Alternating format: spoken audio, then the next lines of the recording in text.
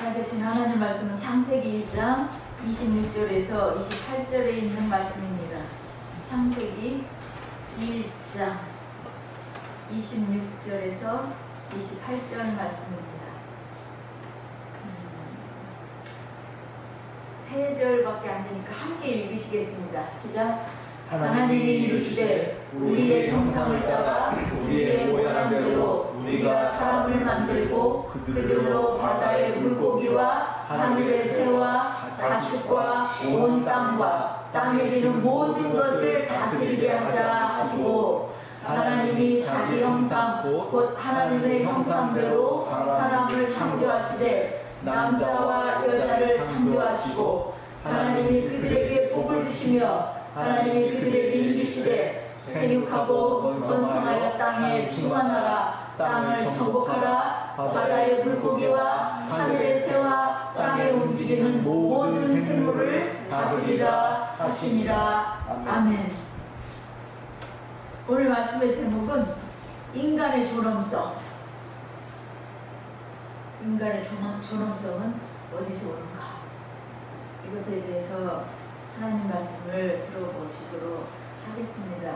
6월 18일 서울고법 춘천재판부 형사 1부는 학대치사와 직권남용 가혹행위 혐의로 기소된 중대장 강모씨 28살 배위라고 합니다. 이 사람에게 징역 5년을 선고한 원심 판결을 깨고 징역 5년 6개월을 선고했습니다. 육군 12사단 신병교육대 중대장은 규정을 위반한 군기훈련, 얼차려를 지시하고 실신한 박훈련병에게 적절한 조치를 취하지 않아 숨지게 한 혐의로 재판에 넘겨졌고 항소심에서 형량이 미뤄집니다. 재판부는 상명하국의 군 조직을 유지하고 특수 임무를 위해 기본권이 어느 정도 제한되는 현실을 부정할 수 없다 하더라도 병사들도 국민의 한 사람으로서 헌법상 권리를 보장받아야 하고 기본권을 제한함에 있어서 더 엄격하게 관계 규정을 준수해야 하며 어떤 경우에도 인간의 존엄성이나 생명, 신체의 본질을 침해하는 행위는 용납될 수 없다고 판시했습니다. 헌법은 인간의 존엄성을 보장하고 있습니다. 그 인간의 존엄성은 인간이라는 이유만으로 사람은 그 존재 가치가 있으며 그 인격은 존중을 받아야 함을 의미합니다. 인간 자체만으로 존엄하다, 가치가 있다. 이게 인간 존엄성입니다. 모든 사람이 태어날 때부터 가지는 고유한 가치와 권리를 인권이라고 합니다. 인권을 그럼 누가 부여한 것입니까? 하늘이 부여했다고 해서 천부 인권사상이라고 합니다. 인권은 태어날 때부터 하늘이 생명을 줌과 동시에 부여했다. 이 인간이 가진 가치를 인간이 가진 물질 또는 그가 가진 명예, 명성 또는 그가 가진 기능이나 탁월한 기술, 기획 또는 그가 이룬 성과에 따라 인간은 평가합니다. 그러니까 누구나 인간 되었기 때문에 가지는 존엄성을 인간이 그의 부요, 명예, 기능, 탁월함, 그가 이룬 성과 이런 것에 따라서 가치가 있고 없고를 평가하는 거예요. 그래서 사람들은 이런 가치 있는 인간이 되었다고 생각할 때 성공했다라고 말합니다. 자아실현을 했다라고 생각하는 거죠. 이 인간을 그래서 노예로 삼아 존엄성을 훼손하고 인권을 말살하는 것도 인간입니다. 성경은 처음부터 마지막까지 창조주 하나님께서 인간을 얼마나 존엄하게 만드셨는지, 그리고 얼마나 끝까지 존중하시는지를 기록합니다. 오늘 말씀에는 하나님께서 천지 만물을 창조하시고 마지막에 하나님 형상을 따라 하나님의 모양대로 사람을 만드십니다. 하나님의 형상을 따라 자기의 형상, 곧 하나님의 형상대로 사람을 창조하시되 남자와 여자를 창조하시고, 남자와 여자를 만드시고 복을 주시며 그들에게 생육하고 번성하라, 땅에 있는 모든 생물을 다스리라 라고 하십니다.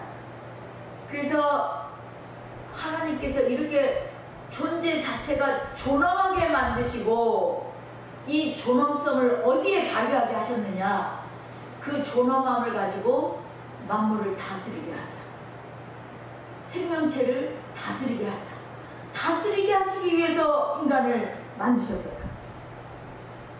인간이 하나님의 형상을 닮아서 하나님의 형상대로 지음받았다는 것은 인간이 본질적으로 하나님을 드러내고 하나님을 대표하도록 창조되었다는 의미입니다. 그냥 인간을 보면 하나님의 위대하신, 하나님의 존엄하신 그 형상이에요. 인간이 하나님의 형상으로 창조되었다는 것은 인간이 가질 수 있는 가장 큰 영예이자 책임입니다. 다스리게 하시는 능력과 권세와 권능과 함께 책임을 주셨어요. 그래서 인간의 존엄성 하면, 인간의 존엄성은 하나님의 형상입니다. 그것이 인간의 존엄성입니다. 이거를 더 능가할 만한 가치 있는 일은 없어요. 하나님께서는 인간에게 새긴 우상을 만들지 말고 어떤 형상도 만들지 말라고 하십니다. 왜요? 하나님께서는 이미 자신을 닮은 형상을 만드셨기 때문입니다. 하나님 자신을 닮은 형상을 가진 인간이 더 가치 있는 뭔가를 만들어봤자 뭘 만들겠어요? 하나님께는 가장 귀한 존재가 누구예요? 그래서 인간이에요. 자신의 형상이거든요. 인간을 딱 보면 나네, 이렇게 하시는 거예요. 나네.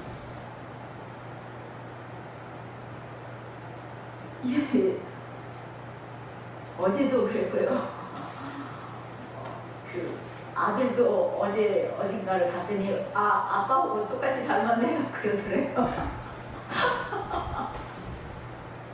저도 어제 갔더니 어제하고 비슷하네요. 그러니까 딱 거울을 보면요, 우리 엄마네. 딱 우리 엄마네요. 그냥 제가 거울을 보면 우리 엄마의 모습이 있는 거예요.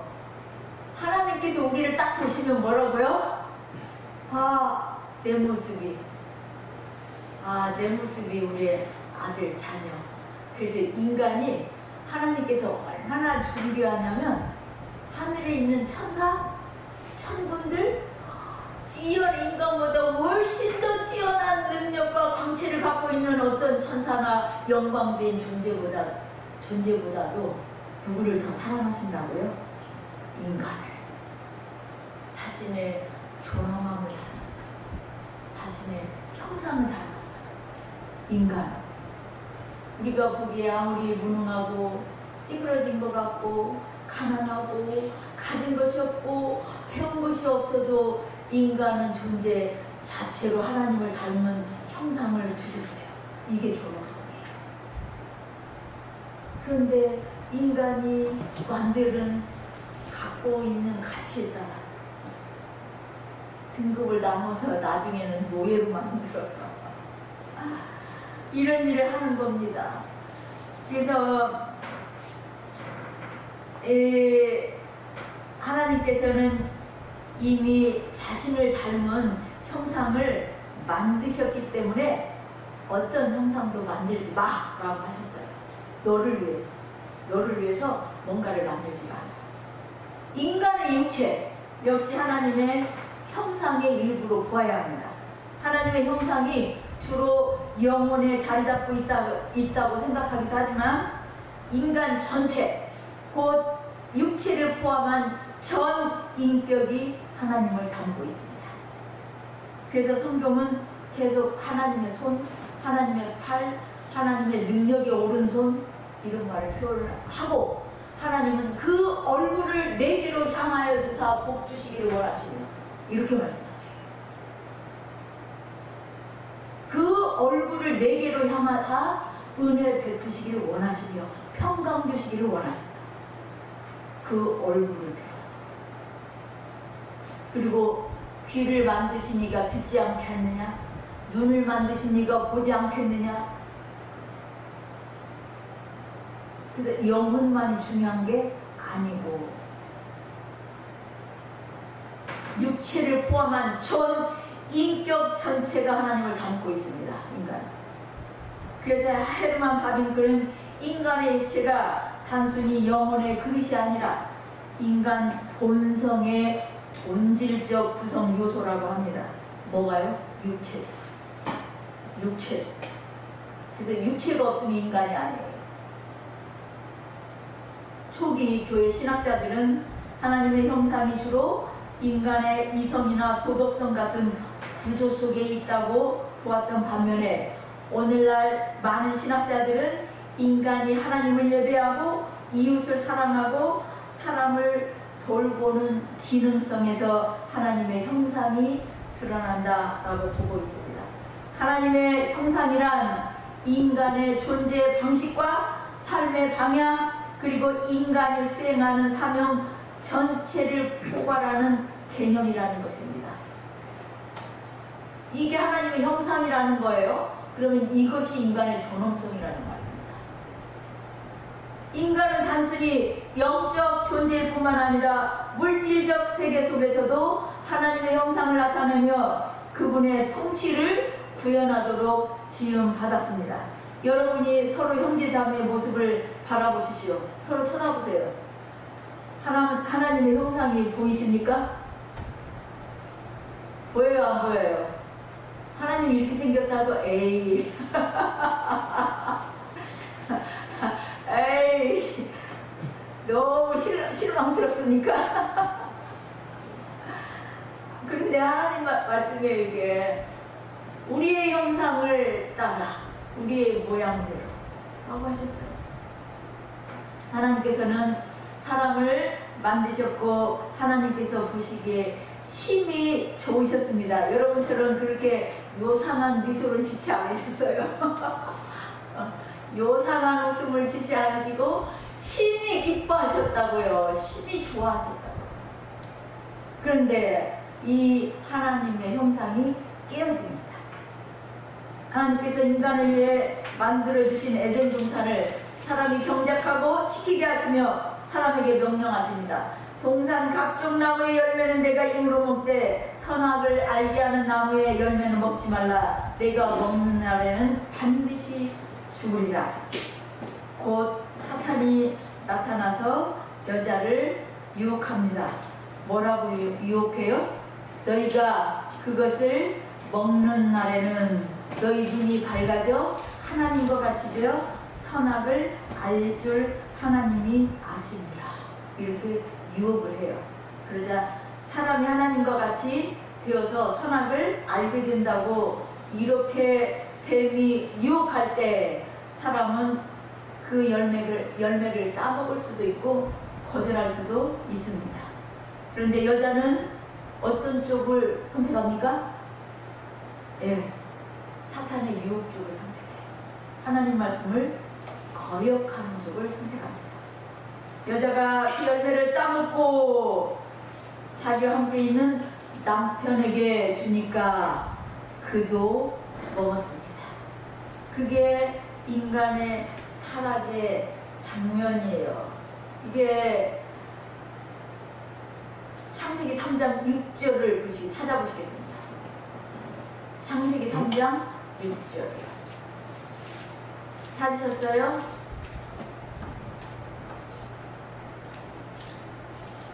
함께 읽으시겠습니다.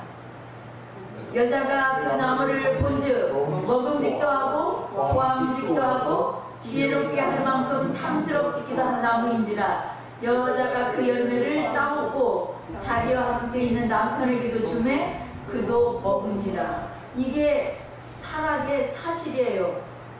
그 여자가 나무를 동사에 주목을 해보세요. 본즉 눈으로 보았어요. 그리고 그 열매를 따서 먹었어요. 그 다음에 남편에게 주매 또 주었어요. 저만 먹은 게 아니라. 그랬더니 그 남편도 어떻게 해요? 먹은지라. 이게 동사예요. 보고 따먹고 주고 또 그도 먹고. 이게 타락의 현장입니다. 이 일은 하나님께 대한 반역입니다.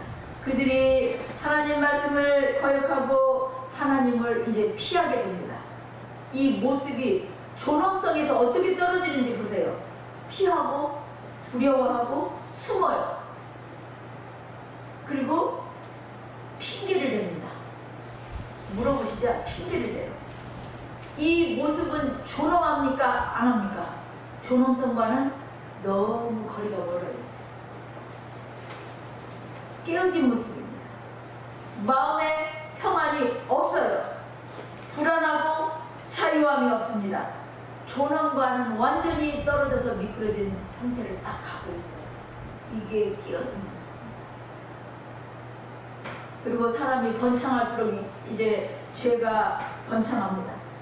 생육하고 번성하라. 근데 인간이 번성할수록 죄가 번창해요. 죄인들이 옳고 그름을 자신이 결정을 합니다. 그리고 그 일을 옳고 그르다를 자신이 결정해서 자신의 뜻대로 행동에 옮기게 됩니다. 그 마음으로 생각하고 계획하는 것이 항상 악합니다. 이게 떨어진 존엄성을 잃어버린 죄에 떨어진 자의 행태입니다. 죄악 아래서 자유한 겁니다. 이제 자유롭게 무엇을 해도 어때요? 존엄성과는 거리가 멀어요. 아주 비참한 모습이에요. 무엇을 해도 어떤 생각을 해도 어떻다고요? 생각하고 계획하는 것이 항상 악하다고요. 이게 타락한 인간의 모습. 항상 악해요. 그러면서 그 악한 생각을 가지고 남은 계속 판단해요. 옳고 그름을 내가 판단해요. 이런 인간들을 하나님께서 홍수로 심판하시고 그 중에 빼어난 노아에게 은혜를 베푸사 노아의 후손으로, 그리고 아브라함을 선택하시고 이스라엘을 선택하시고 그 선택하신 이스라엘 백성들을 가나안 땅에 들여보내서요. 그 선택된 이스라엘이 가나안 땅에 들어갔는데 사사기의 특징이 뭐죠? 사사기 21장 25절입니다. 함께 읽어보시겠습니다. 그때에 이스라엘의 왕이 없으므로 사람이 각기 자기의 소견에 옳은 대로 행하였다. 자, 하나님 말씀 안 듣고 이제 내가 하고 싶은 대로 그 말이에요. 이게 존엄함입니까? 내 인생은 내가 주인이다. 그래서 내가 하고 싶은 대로 행하는 게 존엄성입니까? 그렇게 했더니 자기 소견에 옳은 대로 행했던 그 사사기 시대는 너무나 암울해요.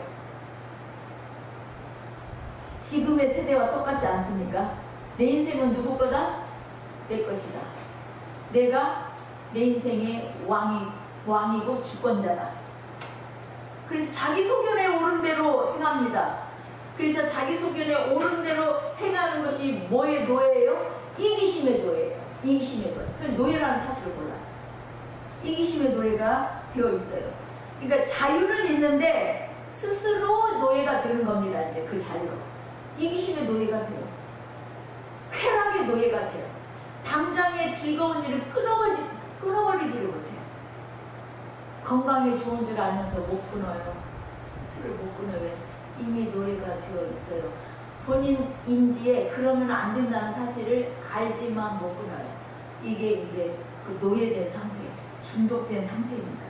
그래서 성적인 노예가 되어 있고, 쾌락의 노예가 되어 있고, 약물 중독의 노예가 되어 있어요.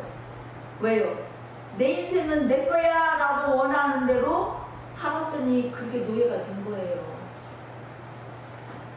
이게 존엄합니까? 내가 원하는 대로 내가 주인이야 라고 내 원대로 살았더니 뭔가 내가 같이 두는 곳으로 안 가. 그리고 지금 당장 쾌락을 이겨먹을 수가 없어요. 이것이 노예된 상태. 사람이나 다른 사람에 대한 존중 이런 것은 없어요. 인간의 존엄성이란 있어요, 없어요? 없어요. 이걸 보시면 이제 하나님의 형상이 남아있어요? 하나님의 형상은 거의 없어요. 그런데 가끔 깡통 찌그러진 중에서도 보이는 조금씩의 모습, 깨진 유리 거울 속에서도 조금씩 보여지는 모습이 있어요. 양심이라는 게 있어요. 그래서 이렇게 이대로 살다가는 안 될 것 같지, 이런 느낌은 있는 거예요. 그런 생각이 있는 거예요. 이제 죄를 많이 짓는 사람도요, 나 이렇게 살고 싶지 않은데, 이런 마음이 있는 거예요. 이렇게 살면 안 되는데. 그리고 나중에 영혼을 사모하는 마음이 있어서 이대로 살다가 죽는 것은 너무 허무한데, 그거보다 잘 살았어도 그런 마음은 있어요. 그것이 남아있는 하나님의 형상입니다. 최근 세바시 강연에서 기업 정부기관의 협상을 자문하고 벤처 캐피탈에서 스타트업에 투자하는 일을 하는 협상 전문가 류재현 변호사의 강연을 들었습니다. 아이들이 엄마 아빠의 말을 듣고 싶지 않은 게 인간의 본성이라고 합니다. 이것을 리액턴스 효과라고 한대요. 하지 말라고 하면 더 하고 싶고, 갖지 말라고 하면 더 갖고 싶어지는 심리를 말한대요. 리액턴스 효과. 청개구리 효과라고 할 수 있습니다. 아이들이 부모 말을 너무 안 들으니까 아이들이 자기가 만든 기준이라고 착각하게 만들어라 라고 조언합니다. 자기가 했던 말, 자기가 만든 기준은 스스로 지키려고 노력을 인간도 한다는 겁니다. 이것을 인지부조화 이론이라고 하더라고요. 인지부조화 이론. 그러니까 청개구리 효과도 있는데, 이제 인지부조화 이론이라는 것은 내가 만든 규율은 내가 지키려고 한대요. 그러니까 남이 규율을 너 이거 지켜 그러면 그냥 그 규율이 좋건 말건 무조건 거부야. 그런데 내가 만든 규율이면 지키려고 한대요. 그래서 자신의 생각과 행동이 불일치할 때 심리적 불안함을 느껴 이를 해소하기 위해 생각과 행동을 바꾼다는 이론이 인지부조화 이론입니다. 내 생각과 행동을 바꾼다. 왜? 생각과 행동이 불일치할 때 불안감을 느껴서. 자, 게임하면 안 돼. 너 지금 시간 넘었어. 이리 갖고 와. 네 방에 들어가. 이렇게 하면 부모가 나를 통제하는 것 같아서 불편하다는 것입니다. 아이에게 야, 네가 게임하고 싶은 시간을 고민해서 토요일까지 짜가지고 와라. 그래서 함께 생각해보자. 이렇게 하면 아이가 자기를 존중해주는 것 같아서 명령만 하다가 네가 알아서 짜갖고 와. 내 의견을 들어주려고 하는 것 같아서 이제 월, 화, 금, 토 이렇게 하루 1시간 반씩 6시간 게임 하겠다고 시간을 정해갖고 온대. 그러면 아이와 함께 조정을 해서 야, 이날은 학원 갔다 오고 뭐도 해야 되니까 1시간 반은 너무 많으니까 이날은 좀 1시간만 해라. 줄여라. 이렇게 해가지고 조정을 해갖고 시간표를 붙여놓으면 아이는 이제 그것이 자신이 만든 규율이기 때문에 지키려고 노력을 한대요. 그 시간표를 지가 만든 거니까. 지가 만든 거니까 딱 붙여서 붙여놓고 그걸로 노력을 한대요. 실은 부모님이 가서 해갖고 와 그거부터 시킨 건데 이제 그건 지가 만들었다고 생각을 하는 거죠. 그런데 아이들만 이러냐? 어른도 똑같다는 거예요. 상사가 아는 사람에게 김대리 이거 언제까지 해? 이렇게 말하면 이 지가 맨날 저렇게 지 원하는 대로 그 시간에 맞춰서 에이 짜증나 나 바빠 죽겠는데 이렇게 속으로 투덜댄대요. 그런데 김대리 잘 되고 있나? 이거 언제까지 맞출 수 있지? 아 수요일까지는 맞출 수 있습니다. 그럼 수요일 언제까지 맞출 수 있을까? 그럼 오후 5시 정도면 제가 마무리해서 이메일로 보내드릴 수 있을 것 같습니다. 이렇게 해놓으면 이제 김대리는 자기가 한 말 때문에 어떻게 해요? 인지부조화에 걸린 거예요. 이제 자발적으로 일을 처리한다는 겁니다. 왜? 지가 자발적으로다가 수요일까지 그것도 5시까지는 마무리해서 메일로 보내드릴게요. 보내드릴 수 있을 것 같은데 이렇게 자기가 말했어요. 자기가 스스로 법을 정하고 주체가 되고 옳고 그름을 결정하는 결정권은 내가 가져야 한다라고 생각하는 인간에게 거부감이 들지 않고 해야 할 일을 하도록 그렇게 하는 방법을 연구를 해낸 겁니다. 인간을 다스리는 방법을 그런 특징을 이용해서 또 인간이 그런 방법을 연구해낸 거예요. 이 인간을 어떻게 다스릴 것인가. 누구에게도 다스림을 받기 싫어하는 인간의 특징을 억압하지 않으면서 존중해주면서 다스리는 방법을 개발한 거죠. 자, 그러면 하나님께서는 이렇게 다스림을 받기 싫어하고 모든 사람이 자신이 왕이 되어 살고자 하는 인간을 어떻게 다스리실까요? 하나님의 형상을 가장 잘 보여주신 분은 예수 그리스도십니다. 그분은 천지를 창조하시고 다스리시는 하나님이시면서 통치를 받으시는 인간이 되셨습니다. 하나님의 통치를 또 받으세요. 하늘과 땅에 있는 모든 자들로 예수님의 이름에 무릎을 꿇게 하신 것은 자신이 십자가에서 대신 죽으신 죽음입니다. 죽기까지 아버지께 복종하신 것입니다. 그 방법밖에는 없었고 그것이 인간이 복종하게 하는 가장 좋은 방법이었습니다. 왜? 모든 인간은 자기가 왕이 되어 있었기 때문입니다. 가난하고 힘이 없는 사람들, 문둥병자들, 중풍병자들, 죄인들, 창녀들, 사회에서 소외당한 자들에게 주님은 먼저 친구가 되어주시고 죄에서 건져주시고 자유함을 주셨습니다. 인간의 존엄성에서 떨어진 사람들의 육체와 마음과 영혼을 건지시고 하나님의 형상을 회복시켜 주셨습니다. 예수님 안에서 우리는 하나님의 형상을 가장 잘 봅니다. 히브리서 1장 3절 말씀입니다. 함께 읽으시겠습니다. 이는 하나님의 영광의 광채시요 그 본체의 형상이시라. 그의 능력의 말씀으로 만물을 붙드시며 죄를 정결하게 하는 일을 하시고 높은 곳에 계신 지극히 크신 이의 우편에 앉으셨느니라. 이 예수님에 대한 표현이에요. 영광, 하나님의 영광의 광채시고 본체의 형상이시다. 그분이 말씀으로 만물을 붙으시고 죄를 정결하게 하는 일을 하시고 이 십자가에서 하시는 일이에요.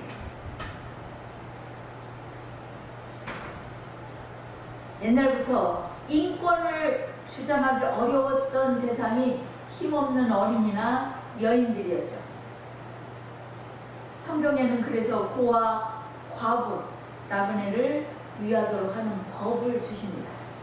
지금도 가정폭력에 시달리는 자들은 아이들과 여자들이에요. 문화적 특성 때문에 여성들이 고통받는 사회도 있습니다. 국제어린이 양육기구 컴패션의 한국대표 서정인 씨가 쓴 고맙다에 나오는 이야기입니다. 제가 찾아간 필리핀 세부의 한 어촌에서는 과거 새벽 1시만 되면 어린 여자아이들이 아버지 손에 이끌려 부둣가로 나갔습니다. 아버지들이 딸들에게 매춘을 시키는 것입니다. 그러면 1, 2달러를 손에 줄 수 있습니다. 어떤 아버지는 딸이 받은 상처와 아픔을 잊고 싶어 그 돈을 술 먹는 데 탕진해버리기도 합니다. 지독한 가난이 각 가정의 삶을 매일 절망으로 이끌어간 것입니다. 이곳에 어린이 센터가 세워지기 전까지 이런 삶의 모습은 달라지지 않았다고 합니다. 고사리 같은 딸의 손을 잡고 새벽 부둣가를 걸었던 아버지들이 우리에게 자신들의 이야기를 들려주며 눈물을 흘렸습니다. 그리고 잔인한 현실이 아닌 미래를 바라보게 된 이야기를 나눠주었습니다. 살아갈 만한 용기를 내기 시작한 아버지들의 눈물이 센터 안을 가득 메웠습니다. 우리도 간신히 붙든 그들의 희망을 응원했습니다. 몇 년 후 크리스마스가 되기 전 그곳을 다시 방문하게 되었습니다. 깜깜한 어둠 속에서 노래소리가 들리면서 하나둘 불이 켜지기 시작했습니다.